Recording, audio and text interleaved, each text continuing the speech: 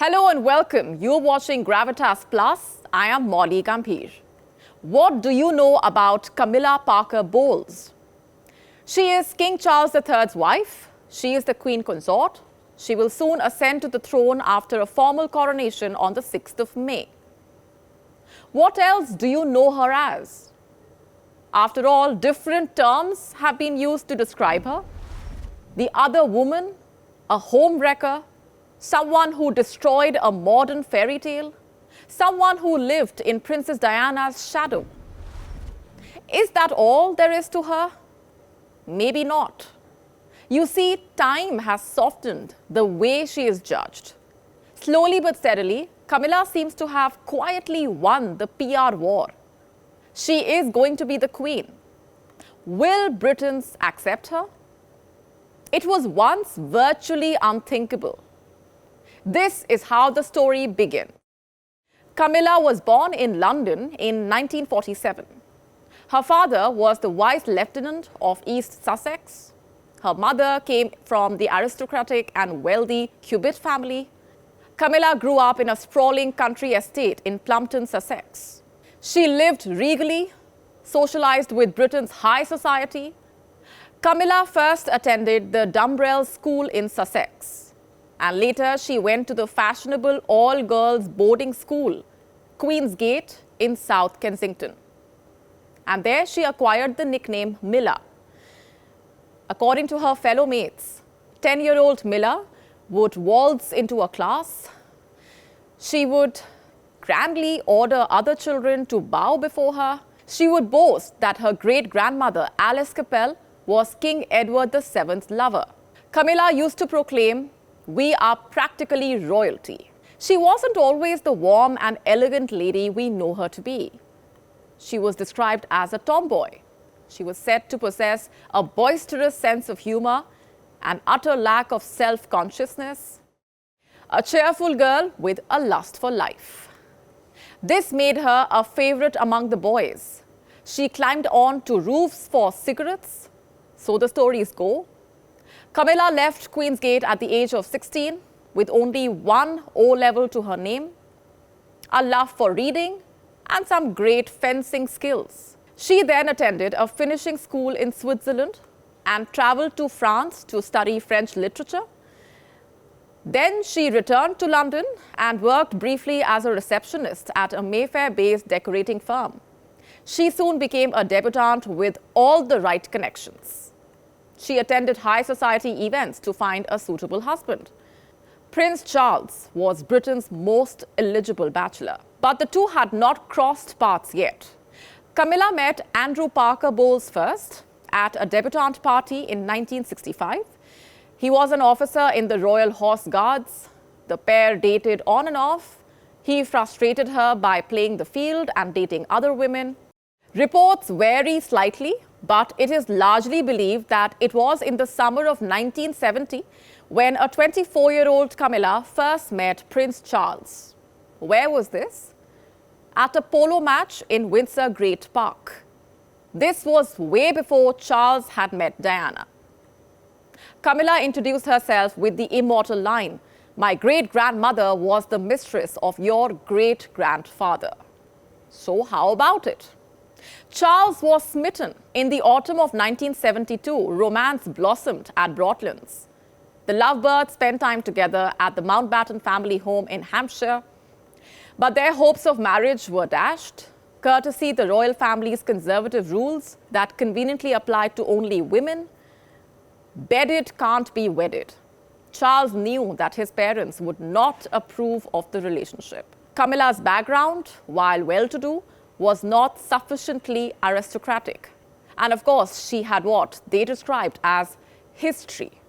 The prince joined the Royal Navy and set sail for the Caribbean. Camilla moved on. She rekindled her relationship with Andrew Parker Bowles. The charming officer won Camilla's hand, and they got married on the 4th of July in 1973. The Bowles had two children, Tom in 1975 and Laura in 1979. But Camilla was not entirely over her darling prince. She continued her romance with Charles, apparently with Andrew's blessing. But Charles had royal duties to fulfill. In 1977, he first met Diana, and they got married in 1981. Diana was not unaware of Charles's rendezvous with Camilla. The other woman was present at the royal wedding at St. Paul's Cathedral. The sight of her in the 6th row was like a dagger through Diana's heart. This is how Princess Diana described it later. I knew she was in there, of course. I looked for her. So walking down the aisle, I spotted Camilla, pale grey, veiled pillbox hat. By the late 1980s, the fairy tale marriage was crumbling, that too very publicly in the press. That's when Diana famously said this. Well, there were 3 of us in this marriage, so it was a bit crowded. And then came the humiliating newspaper publication of the Camilla Gate tapes. Charles and Camilla's intimate phone conversation was leaked. The seemingly inoffensive huntswoman and socialite suddenly became public enemy number 1. The infamous other woman, the villain who dared to trash a fairy tale. She was at the center of an international soap opera. She suffered vilification in the press. She was even reportedly pelted with bread rolls in a Wilshire supermarket. But life went on. She divorced Andrew in 1995. This was 3 years after Charles and Diana announced their separation. The royal couple settled a divorce in 1996, and in the following year, Diana passed away in a tragic car accident. Camilla once again became the target. She was called a hag, an old bag, a witch. She waited for the storm to pass. If there was one thing that Camilla was good at, it was putting on a strong face and doing good PR. In 1999, Charles and Camilla appeared as a couple for the first time in public eye. The prince was serious about her, but Queen Elizabeth refused to meet for a long time. It finally happened in the year 2000. And this was a huge step forward for the royal family and for public relations. The two started living together in 2003. And in 2004, Charles popped the very important question. Camilla said yes. The proposal came as an incredible shock to the public, an insult to Diana's memory, and the people's home wrecker, quote unquote, thundered TV network. Unwavered by the backlash, the pair tied the knot on the 9th of April in 2005. In 2012, she was recognized for her personal service to the royal family. She was awarded Dame Grand Cross of the Royal Victorian Order. In 2016, she was admitted to the Privy Council. This meant that she would be in the room when her husband would formally become the king. It was a sign of trust from the Queen. And since then, things have only looked up for Camilla. From being called a home wrecker, she became a favorite among Britain's literati.